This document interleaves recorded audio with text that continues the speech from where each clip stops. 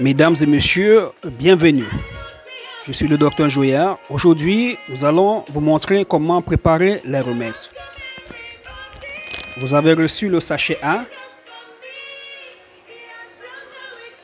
Vous avez reçu le sachet B. Alors, la posologie et la préparation est identique. Comment préparer? Vous avez besoin de 5 litres d'eau. Versez 5 litres d'eau dans une casserole. Voilà.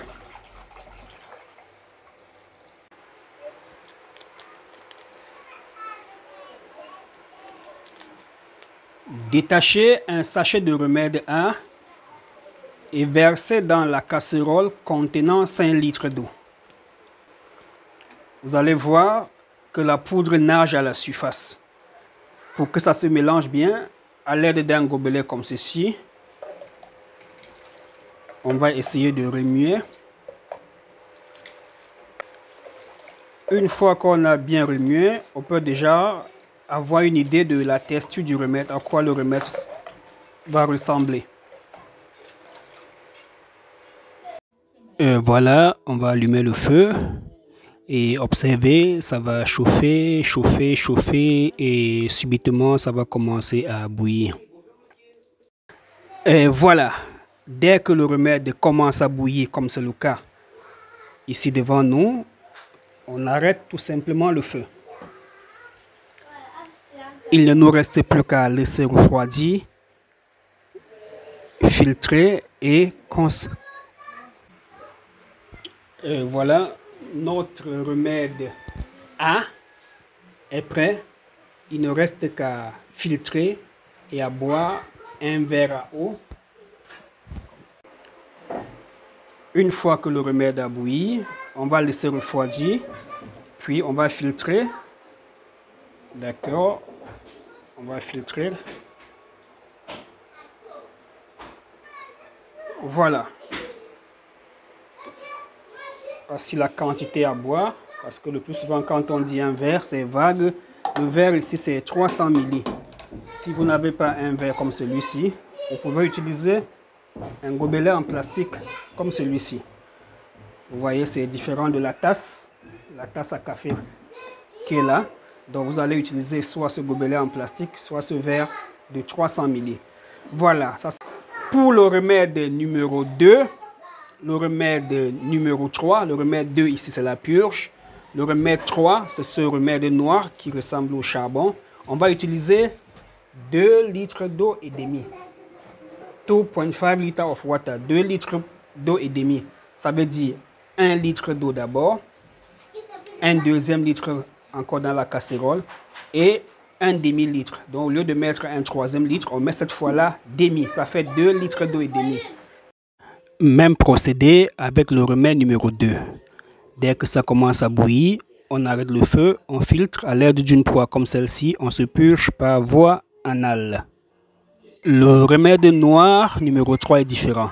On met d'abord de l'eau, on laisse bouillir l'eau, on verse le remède à l'intérieur, on remue, ça se dissout et on laisse refroidir, on filtre et on boit un verre le soir au coucher. Et voici l'ovule.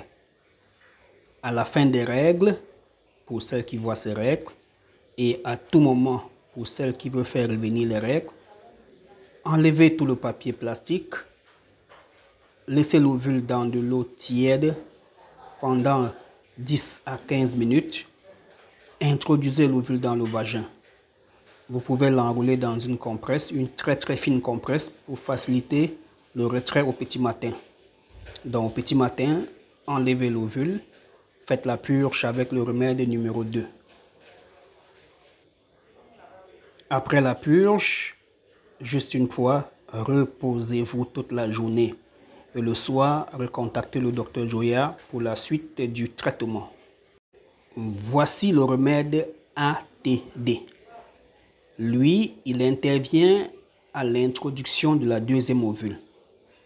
À la fin des règles, deuxième phase du traitement, prenez une demi-cuillerée à café de poudre ATD. Vous mettez dans la bouche, vous buvez de l'eau le matin, à midi, le soir et la nuit, placez votre ovule. Il y aura encore reste de remède ATD pour la 3e et dernière ovule. C'est ça le rôle du remède ATD. L'ovule est la pièce maîtresse du traitement. Parce que c'est grâce à l'ovule que tout l'intérieur de l'utérus, des trompes, seront atteints lors du traitement, seront touchés, vont être nettoyés. Donc, on va déposer l'ovule dans le vagin le soir au coucher. L'ovule va impacter toute cette partie du vagin, du canal cervical, de l'utérus et des trompes. Lorsque vous enlevez l'ovule le matin, cette partie est devenue très sensible. Alors, qu'est-ce qui va se passer? Il va y avoir des écoulements. Si tout le temps vous mettez le doigt pour essayer de nettoyer, alors vous allez irriter la muqueuse vaginale. Et vous allez avoir l'impression lorsque vous urinez que les urines chauffent, que vous avez chopé une infection. Non, c'est parce que vous avez retiré l'ovule. Laissez ce milieu comme ça. Pire encore, si après avoir enlevé l'ovule, vous essayez de faire les rapports sexuels, ça ne sera pas évident. D'accord? Après le passage de l'ovule, cet intérieur, l'intérieur du vagin devient comme pour une petite fille de 5 ans. Donc si monsieur fait les rapports, il force. Le lendemain matin, vous aurez mal au bas-ventre, vous aurez mal en urinant. Donc si monsieur veut faire les rapports et que c'est douloureux, patientez. Parce que cet ovule a une action astringente. Donc ça raffermit le vagin, ça peut rétrécir le vagin comme on dit.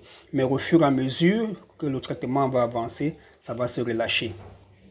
Que faire si on a comme des irritations ou bien des douleurs ou bien on est mal à l'aise, il y a des écoulements bizarres, juste faire sa toilette intime avec de l'eau tiède légèrement salée.